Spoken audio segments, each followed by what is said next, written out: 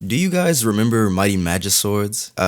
Cause I just barely do. Like, I remember it was a fun show, a cute little cartoon about a guy and I think his sister just collecting a shit ton of swords. I mean, I thought it was perfect because as a kid, I fucking loved swords and daggers, and the girl in the show is bad as hell, so while it wasn't one of my favorite shows, I still vividly remember being like on my living room couch as a kid with like some fucking SpongeBob underwear on, just watching this show, stuffing my face with, I don't know, fucking pickles or something. So if you don't remember, Mighty Magiswords aired in August 15th of 2015, and it was hosted on Cartoon Network. This show ran for quite a while. Mighty Magiswords ran from 2016 to 2019. That's a pretty long fucking run for not only a unique show, but one that's doing its own things without any crossovers or things like that. That's pretty damn good. The gist of Mighty Magiswords is you follow a clumsy brother and sister who somehow get themselves employed as warriors for hire, and their entire thing is to search for like really magical swords that all do different things to help them on their quest. That's really unique and that's a cute concept. That is great.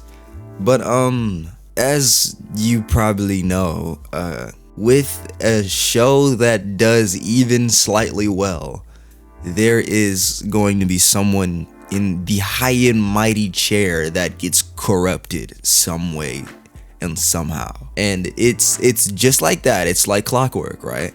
Someone makes something unique and nice, they get some fame off of it, it corrupts them, and then they hurt somebody. And the creator of this show, I think his name is Kyle Carosa, he gets caught on 2 counts of child pornography. 2 counts, count them, 2. And it's not like, I think the article specifies that it's not drawn, which wouldn't make it any fucking better, but it's real kids, and it's insane because once again this proves what I've been saying, is that if there's a space for kids, there will be pedophiles. There will be pedophiles. If there's a space for kids anywhere, even a network made for cartoons, in behind these shows will be pedophiles. That's fucking insane. I remember as a kid this show airing. I remember seeing the teaser and first few episodes of this show come on. I mean, it wasn't my favorite show, but imagine, let's say like my little cousin at the same time. Imagine that was his favorite show, and he just also wanted to meet and greet the creator, right? Just to know that he's doing this fuck shit behind closed doors, and he's ingraining himself into where children are going to be on purpose. He's getting himself as close to kids as possible, besides like being in a fucking elementary school, to exploit them. That's gotta be it. He did it to exploit them. And I think it's gotten to the point where we've seen enough, right? We've seen enough influencers get outed back to back to back to back to back to back to back over the same thing. We've seen enough, no? Like, we can put 2 and 2 together. We're not fucking stupid. And it comes with the fame. It has to. I mean, there are plenty of people who have wills strong enough and are already stable enough to not let it get to them, like Mr. Beast, like Moist Critical.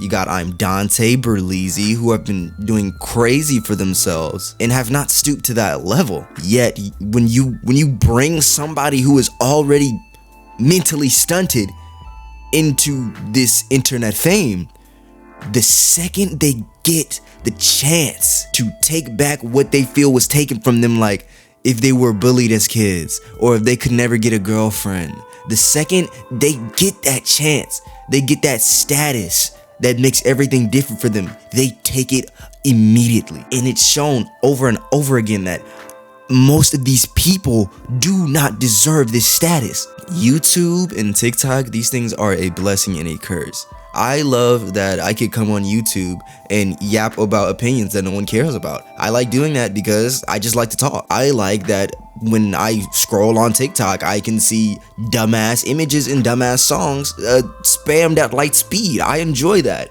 But what comes with that are people and creators who actually gain followings who maybe are not in the correct headspace to get these followings, and they fold under any indication of love and affection from viewers or anyone alike. A viewer might pop into their DMs and say, hey, I love your videos, and they go, oh, love?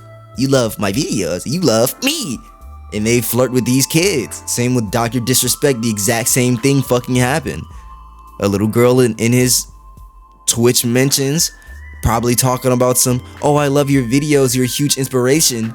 He hears that and he's like, ooh, love, you love videos, you love me. So he flirts with that little girl. Same thing with Lion Maker. You love my videos, you must love me. So he sexts that little boy, and it just goes back to back to back to back to back to back to back to back. And it's gotten to this point where it seems like you are hesitant to endorse and enjoy somebody's content because you have no fucking idea if they are strong enough to stay sane if they get the push that you're trying to give them. There was no reason for the creators of Mighty Magiswords to go down this route. With a successful show that ran for literally years on one of the most popular cartoon networks in all of America, and you're the creator of it, but you're like, no, I need some kids. Why? I'm like trying to figure it out. What is it with internet fame that just makes you a pedophile? I don't get it. What is it? What is the psychology behind it? Please, someone study it that is smarter than me. You got Drake, him kissing on 16, 17-year-old girls on stage. You had Jin Bob, who was with Sky Does Minecraft, and man, they were a huge part of my childhood and how my humor has developed right now, and my love for Minecraft. And he was caught with child porn. You got the dev of the game Omori, which is a really good game for what I've heard, and I've literally been dodging anything about it so I can play it blind when I do. And apparently she's into little boys. I mean, it's just back to back to back, man. What can we do? What do we do? Even like, it's so potent in like internet creator culture at this point to just become a pedophile the second you get any sort of traction, like at all.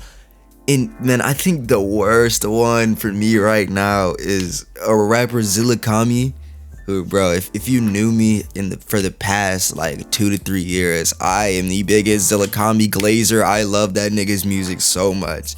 And the allegations,